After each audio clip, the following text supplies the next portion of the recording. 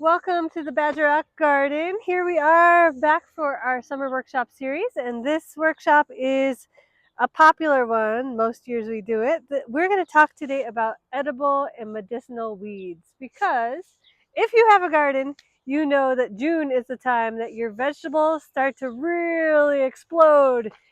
So do the weeds. So weeds have a bad reputation, but a lot of them are actually edible and medicinal. So even in this little space that I'm standing in, I see many, many things that you can eat and use as medicine. So we're going to just stand right here and go through what we see. So come on a little closer and I will show you maybe the first one here. This plant is called plantain. This is a broadleaf plantain. There's also a narrow leaf version where the leaves are not so round, they're more elongated. Um, you can tell that it's plantain because all the leaves are coming from the base. That's called a basal rosette. There's not like a stalk or a stem with multiple leaves coming off. They're all coming right from the bottom. If you look too at plantain, the leaf veins are parallel, which means they are not crossing each other. They're zoop, right up the leaf. That's another hint that it's plantain. And if you look at the flowers of a plantain, oh, I can't even, they're really tough to pull out, but the flowers look like this.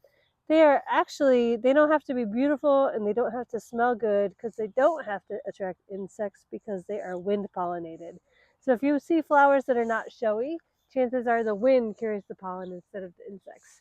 So plantain, I like to call it the bee sting plant because it is my favorite remedy for bee stings. Also insect bites. You can chew it up or smush it up, pop it on a bee sting or an insect bite, and it will draw out the venom, and you'll have a much smaller or no reaction at all. So this, it grows everywhere. It's, some people call it white man's footsteps. It's from Europe, so it kind of traveled across the country with Europeans as they colonized moving west. But it is everywhere. Plantain, not the banana, but the medicinal plant. I also like to put this one in herbal salves. So that is just one that I see. Oh my gosh, there are so many. Here's another one that is really cool. Um, this one is called shepherd's purse. Can you see the little heart-shaped seed pods that look like little purses? So this plant is also grows everywhere. It is a great herb for stopping bleeding. So if you get cut, smush this up, pop it on your cut. It's a hemostat. It will stop the bleeding. So it's a great first aid herb to know about. Again, it grows everywhere. Look for those little seed pods that look like purses, and that is shepherd's purse. I will say too, do not use or eat any plant until you are 100% sure that it is what you think it is. So the best way to learn about foraging and using plant medicine and eating weeds is go out with somebody who really knows what they're talking about and do it again and again and again until you know your neighbor, your plant neighbor so well, there's no question in your mind what's what. Um, this one is another one called oxalis or sorrel. Some people call it sour grass. It is a delicious sour plant. You can just eat it. And it's got a little sour kick to it. You can throw this in salads. You can just eat it fresh, snack on it. You do not want to eat a whole ton of this because it has oxalic acid in it, which can cause problems, but you would have to eat a lot to really have it cause problems, and you would not want to because that sour flavor, you don't want to eat like a bowl of this. You want to eat a leaf of this. So that's oxalis. I don't even have to move, y'all. They're just everywhere. This one is really familiar. I'm actually going to pull this up. This one is called lamb's quarters. If you look at the back of the leaf, it's shimmery, almost like it's got diamonds all over the back of the leaf. And it has kind of an arrow-shaped leaf. This one is another great food. So you can eat this like you would spinach. It's actually got more nutrients in it than spinach. You can also make it into pesto. You can cook it like you would spinach. It's really good. It's really nutritious and is literally everywhere. It is more delicious and less tough the younger it is. So if you can get it before it flowers, that's going to be your best bet. But lamb's quarters. So look for that one. I see another one over here called Lady's Thumb. If you look at this one, it looks like it's got little thumbprints on the leaves. Lady's Thumb. This is a plant that you can eat. It's a little tough to eat raw, but you can cook it. Throw it in with your greens, cook it like spinach. This is an edible, delicious weed also. So lady's thumb, don't throw it out, use it. So as you're pulling your weeds, you can actually gather them and have yourself quite a feast. I am looking to see what else I see. I see dandelion. So dandelion too, if you come on down here, similar to the plantain, it grows from a basal rosette, the leaves. So you'll have leaves coming straight from the ground, straight from the root. And you have one stem with one flower on top of it. If it is a dandelion look-alike, it may have more branches coming off the stem and more flowers. That's not a dandelion. If that's the case, dandelions only have one flower per flowering stem, and they have this basal rosette. And if you look at a dandelion leaf, it's really rigid. In French, it's called dandelion, so teeth, lion teeth. If you look at the shape of the leaf, it looks rigid like teeth. And if you look at the back of the leaf, there are no ridges or spikes or spines on the back of the leaf. Lots of dandelion lookalikes will have those. If it is a true dandelion, it will not have any of that. You can eat the leaves, you can use them in a salad, you can make a tea. The leaves are a great diuretic, so help you with water retention. But unlike many diuretics, they are full of potassium. So some diuretics can cause you to have potassium deficiencies. Dandelion leaves add potassium back into your system as they're helping you with water retention. So they're a little bitter, so get them when they're young. As they get older and tougher, they also get more bitter. You can also use the flower. We made dandelion flower fritters with our classes earlier in the year.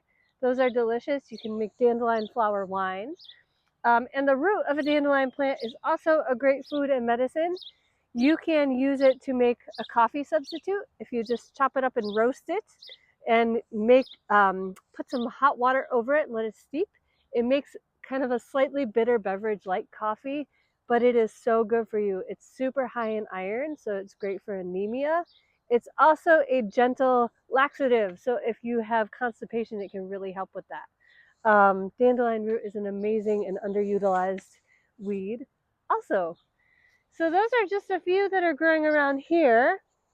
I want to show you one more that is also everywhere.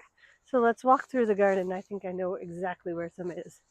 And as we walk, you can see there's plantain, there's dandelion, there's plantain, there's dandelion. It's everywhere. They're everywhere. Mother Nature provides a bountiful feast for us every day, everywhere in the garden. So once you get to know, even if you don't plant your garden, Mother Nature will plant some food for you. So here's some more lady's thumb growing in here just to review that. Those little purple thumbprints on the plants. There's a ton of lady's thumb in here.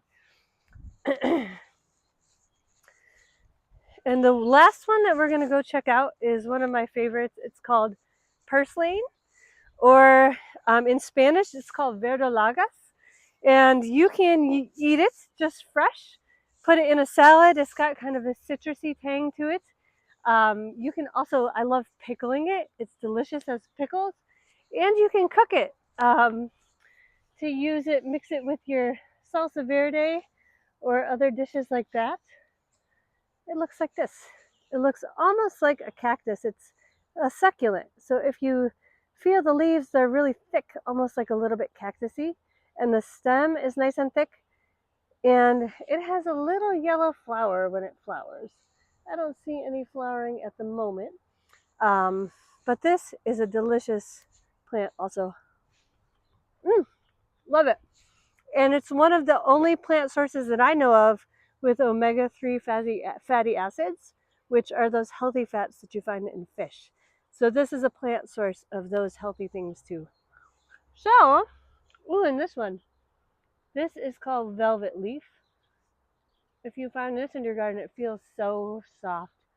I don't think you can eat it, but I would love some pajamas made out of that. And the last one I'm going to show you is this one. This is called pigweed or wild amaranth.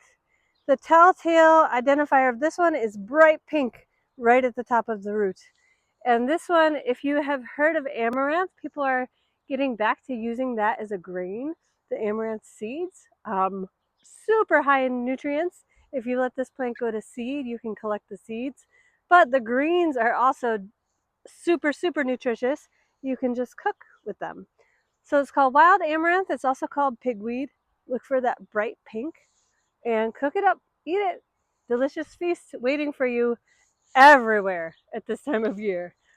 So I'm going to stop at that because that was a lot of plants we just went through. But go out with a friend who really knows what they're doing with the plants. Get to know your plant neighbors.